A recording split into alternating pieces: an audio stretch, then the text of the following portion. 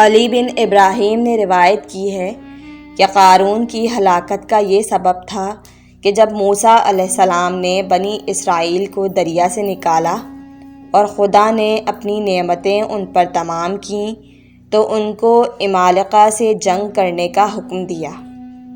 ان لوگوں نے قبول نہ کیا تو ان کے لیے مقرر فرمایا کہ 40 سال تک صحرائے طیٰ میں سرگشتہ و حیران پھرا کریں۔ وہ لوگ شروع رات سے اٹھتے تھے اور گریہ و زاری کے ساتھ توریت و دعا پڑھنے میں مشغول ہوتے تھے۔ قارون بھی انہی میں تھا، وہ بھی توریت پڑھتا تھا۔ اس سے زیادہ خوش آواز ان میں کوئی نہ تھا۔ قرأت کی خوبی کی وجہ سے اس کو مومنوں میں شمار کرتے تھے۔ وہ کیمیا جانتا تھا اور بناتا تھا۔ جب بنی اسرائیل کے معاملے کو طول ہوا، ان لوگوں نے توبہ دانہ برت شروع کی، لیکن قارون نے پسند نہ کیا کہ توبہ میں ان کے ساتھ شریک ہو۔ چونکہ موسیٰ علیہ السلام اس کو دوست رکھتے تھے، اس لیے اس کے پاس تشریف لے گئے اور فرمایا کہ تیری قوم توبہ میں مشغول ہے اور تو یہاں بیٹھا ہے، جا کر ان کے ساتھ شریک ہو، ورنہ تجھ پر عذاب نازل ہوگا۔ اس نے حضرت کے حکم کی کوئی حقیقت نہ سمجھی اور آپ کا مذاق اڑانے لگا۔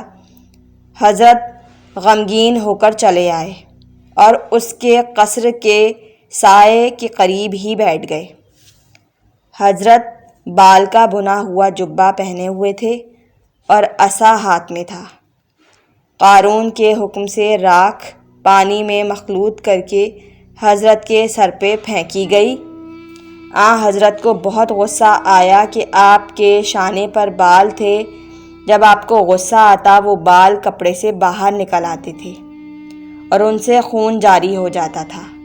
اس وقت موسیٰ علیہ السلام نے کہا، خداوند، اگر میری وجہ سے قارون پر تو غضبناک نہیں ہوگا تو میں تیرا پیغمبر نہیں۔ حق تعالیٰ نے ان پر وحی فرمائی کہ میں نے آسمانوں اور زمینوں کو تمہارا تابع فرما بردار بنا دیا ہے، جو حکم چاہو ان کو دو۔ قارون نے اپنے قصر کے دروازے موسیٰ علیہ السلام کے لیے بند کروا دیے۔ موسیٰ علیہ السلام یہ سن کر آئے اور دروازوں کی جانب اشارہ کیا۔ آپ کے اعجاز سے تمام دروازے کھل گئے۔ آپ قصر میں داخل ہوئے۔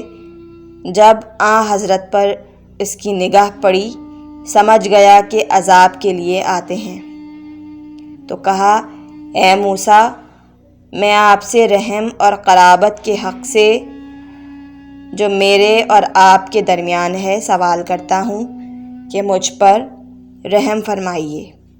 موسیٰ نے کہا، اے فرزند لادی، مجھ سے بات نہ کر۔ پھر زمین کو حکم دیا کہ قارون کو لے لے۔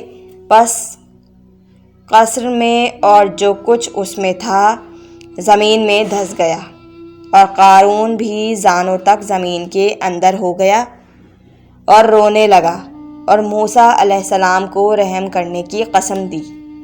موسیٰ علیہ السلام نے پھر کہا، اے فرزند لادی، مجھ سے گفتگو نہ کر۔ اس نے ہر چند استغاثہ کیا مگر کوئی فائدہ نہ ہوا، یہاں تک کہ زمین میں پوشیدہ ہو گیا۔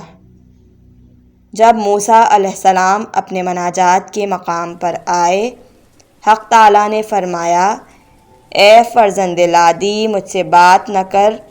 موسیٰ سمجھ گئے قارون پر رحم نہ کرنے کے سبب سے یہ خدا کا عتاب ہے۔ عرض کی، پروردگار، قارون نے مجھ کو بغیر تیرے پکارا اور بغیر تیرے قسم دی۔ اگر تیری قسم دیتا میں قبول کر لیتا۔ پھر خدا نے اس کا جواب اعادہ فرمایا جو موسیٰ نے قارون کو دیا تھا۔ موسیٰ نے کہا، خداوند، اگر میں جانتا کہ تیری رضا اس کی خواہش قبول کرنے میں ہے تو میں یقیناً قبول کر لیتا۔